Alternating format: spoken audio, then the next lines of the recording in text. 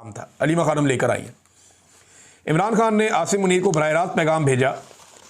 ये मैं इमरान खान का पैगाम आप तक पहुंचा रही हूं, जो इमरान खान ने कहा है कि आपने जो हमारी जेल में हमारे साथ जुल्म हो रहा है, जो मेरे साथ और बुशरा बीबी के साथ जेल में हो रहा है, ये मेंटल टॉर्चर है। आप ये इसलिए कर रहे हैं, ये आसिम मुनीर को इमरान खान कह रहे हैं, आप ये इसलिए कर रहे हैं ताकि मैं टूट जाऊं। हमारी मुलाकातें सारी बंद हैं, फैमिली के साथ मुलाकातें बंद हैं। इस वक्त इनको किताबें नहीं दी जाती, बच्चों से बात नहीं करने दी जाती।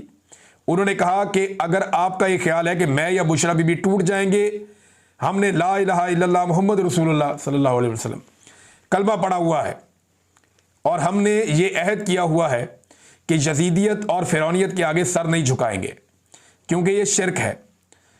इसलिए इस चीज़ को जब तक हम जिंदा हैं, हम कभी भी अपना सर यजीदियत और फिरौनियत के आगे नहीं झुकाएंगे। अच्छा, इमरान खान साहब जब कलमे की बात करते हैं, यजीदियत और फिरौनियत की बात करते हैं, तो साथ ही मुफ्ती मुनीब साहब को लॉन्च कर दिया जाता है। मुफ्ती मुनीब साहब ने एक ज़िंदगी गुजारी है, एक आलिम दीन थे, उनकी बड़ी इज्जत है पाकिस्तान में, लेकिन इद्दत जैसे घटिया केस के ऊपर इनकी ज़बान नहीं खुली। ये चुप करके बैठे रहे केस वट के, इन्होंने बात ही नहीं की।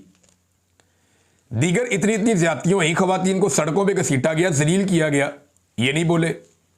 यास्मीन राशिद 70 साल से जायद उम्र की खातून, जेल में उन्होंने डाला हुआ है, जुल्म और बर्बरियत हो रही है, नहीं बोले। साबिक खातून अव्वल के साथ जेल में क्या हो रहा है, नहीं बोले। वजू के लिए गंदा पानी दिया जा रहा है, नहीं बोले। औरतों को सड़कों पे घसीटा, बच्चों के साथ जुल्म किया गया, नहीं बोले। चादर और चार दीवारी का तकद्दुस बार बार पामाल किया गया, नहीं बोले। लेकिन बोलते कब हैं, जब ऑर्डर आ जाता है। तो सरकारी मौलवी जो है ना, और दरबारी मौलवी जो है, ये तो अल्लाह रब्बुल इज़्ज़त पूछेंगे कि तुमने क्या किया। ये तो मुफ्ती साहब आपको अल्लाह के आगे जवाब देना पड़ेगा जाके।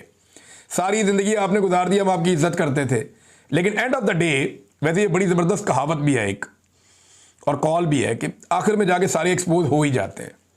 तो आप एक्सपोज हो गए, पता चल गया कि आप कहाँ से ओहदे लेते थे और कहाँ आपके ताने बाने जुड़े हुए थे।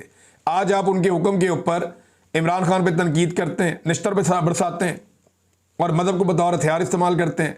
तो इमरान खान तो झुकने वाला नहीं है, लेकिन आप बहुत बुरी तरह एक्सपोज हो गए मुफ्ती साहब। आप जुल्म और जबर के खिलाफ नहीं बोले, बल्कि जालिम के साथ खड़े होकर मजलूम के खिलाफ आपने आवाज उठाई। देखिए अब आपके साथ कुदरत करती क्या है। स्टेटमेंट आप देखें, उन्होंने इमरान खान पर इल्ज़ाम लगा दिया कि जनाब इनका वज़ीर आज़म क्या करता था कि जब सैलाब आ गया तो फिजाई दौरा किया, हेलीकॉप्टर में बैठा, फिजाई दौरा किया और ऐनक लगाकर कहता है ओ हो ये तो बहुत बड़ा सैलाब आ गया। और बेवकूफ़ो और टिकटॉकर्स, खुदा का नाम लो यार, इमरान खान के दौर में सैलाब आए ही नहीं। इमरान खान 2018 में पाकिस्तान का वज़ीर आज़म बना और अप्रैल 2022 में इमरान खान साहब फारिग हो गए। इस बीच में सैलाब ही नहीं आया। सिर्फ एक कुदरती आफत आई थी जिसे कोरोना कहते हैं, और पूरी दुनिया ने तस्लीम किया कि इस आदमी ने कोरोना का जो मुकाबला किया वो दुनिया में कोई नहीं कर सका। शानदार मुकाबला किया, ज़बरदस्त हिकमत अमली इमरान खान ने बनाई। एक आफत आई जिसका उसने मुकाबला किया, और वो आफत भी ये सैलाब से बहुत बड़ी थी, बड़ी खौफनाक थी।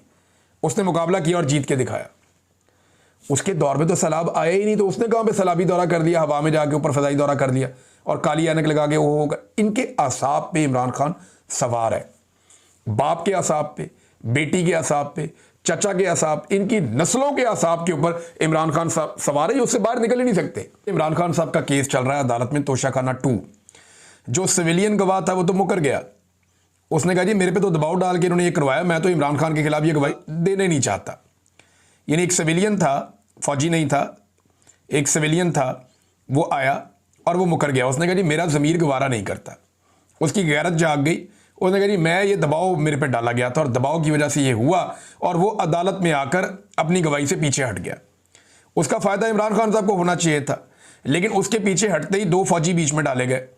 अब ये जो 2 फौजी हैं, यूनिफॉर्म वाले हैं ना, एक, और दोनों को मैं जानता हूँ, अच्छी तरह जानता हूँ, मैं इन दोनों से मिला भी हूँ, और एक दफ़ा नहीं मिला, मल्टीपल टाइम। जब भी हम कभी जाते थे वज़ीर आज़म हाउस में, या कोई भी जाता था वज़ीर आज़म हाउस में, तो इनसे मुलाकात हो जाती थी। ये वहीं पे जो होते थे वज़ीर आज़म हाउस में।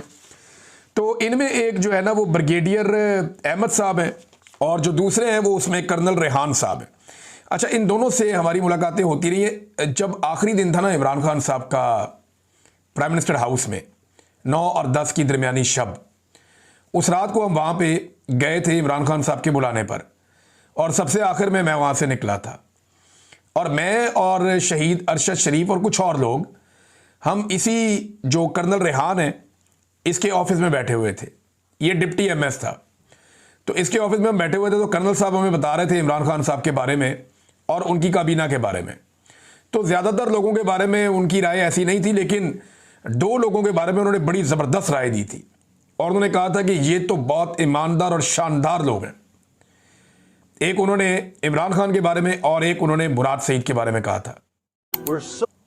मुराद सईद के बारे में डिप्टी एमएस ने कहा था कि इस आदमी ने अपनी वजारत से पानी की एक बोतल भी नहीं पी, ये इतना ईमानदार आदमी है, ऐसा वजीर नहीं मिलेगा ये।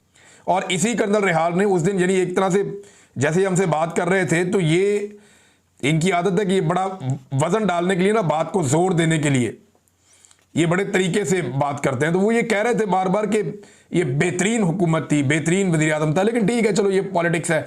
वो इस तरह करके ना इसको नॉर्मलाइज करने की भी कोशिश कर रहे थे, लेकिन साथ ही साथ नज़र आ रहा था कि ये डिस्टर्ब है आदमी। और उस वक्त वो हल्फन में कह रहा हूँ कि वो ये कह रहा था कि ये बेहतर लोग थे जो जा रहे हैं और इनके साथ ज्यादती हो रही है, ख़ास तौर पर इन्होंने जो मैंने आपको नाम लिए। अब ये जो कर्नल साहब हैं रेहान साहब, ये आज इन्हें गवाही देने के लिए लाया गया इमरान खान के खिलाफ। ब्रिगेडियर मोहम्मद अहमद को भी लाया गया इमरान खान साहब के खिलाफ गवाही देने के लिए, जो एमएस था। अब मैं उम्मीद कर रहा था कि सिविलियन डट गए हैं, तगड़े हो गए हैं, उन्होंने कहा जी कोई गाली नहीं, मार खा लेंगे, कुछ नहीं होता, मैं अपने ज़मीर के मुताबिक जाऊंगा। सिविलियन डट गया, उसने कहा जी दबाव था, झूठी गवाही देनी पड़ी है।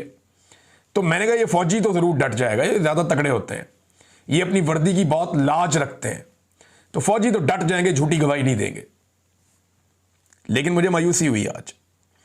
अब ये पाकिस्तान की फोर्सेस को सोचना है कि मौजूदा एस्टेब्लिशमेंट को खुश करने के लिए, किसी एक शख्स के इक़्तिदार को तूल देने के लिए, किसी एक शख्स की एक्सटेंशन के लिए, क्या यूनिफॉर्म के साथ या यूनिफॉर्म वाले लोग इस तरह की बदयांती भी कर सकते हैं कि इमरान खान जैसे वज़ीर आज़म के खिलाफ आकर गवाही दे दें? वो चंद करोड़ का ये तोशाखाना का केस है 2 वाला। इमरान खान जेल से किसी किताब पे दस्तखत करके, किसी कमीज पे दस्तखत करके बाहर भेज दे, तो उससे डबल ट्रिपल पैसों की तो वो बिक जाएगी बाहर, जितने का केस किया हुआ है इमरान खान के ऊपर। इन्हें शर्म भी नहीं आती। वहां पे एक आधे सवाल में जो है वो बहुत बुरी तरह फंस गए थे ब्रिगेडियर अहमद, वो मैं आपको बताऊंगा नेक्स्ट वीलॉग में। डिक्टेटर्स तो अपनी हरकतें करते हैं, हमेशा करते हैं। ये जो 2 फौजी अफसरान ने किया, मुझे इसकी बड़ी तकलीफ हुई है। मेरे दिल में बड़ा एहतराम है इस यूनिफॉर्म का कि ये यूनिफॉर्म कुर्बानी देती है, इसके ऊपर खून गिरता है, ये गोलियां खाते हैं, बम धमाकों में लड़ते हैं, बॉर्डर पे लड़ते हैं, वतन की हिफाजत करते हैं। लेकिन झूठी गवाही तो बड़ी नामुनासिब बात है, कोई दुनिया में तस्लीम नहीं करेगा। और बिल आखिर जो है वो जब कोई भी काम नहीं आया तो यूनिफॉर्म वाले बंदों को लाकर सामने खड़ा कर दिया। ये ज्यादती इदारे के साथ की गई है और इदारा ये दाग नहीं धो पाएगा कि पाकिस्तान की तारीख के सबसे मकबूल वजीर आजम के खिलाफ 2 फौजियों को जो यूनिफॉर्म थे, उन दोनों को पेश किया गया अदालत में कि इसके खिलाफ गवाही दो। अदा करें आप, यानी आजम खान इनके काबू नहीं आया, सिविलियन इनके काबू नहीं आए, तो अब इनको ये करना पड़ा। ये नाज़रीन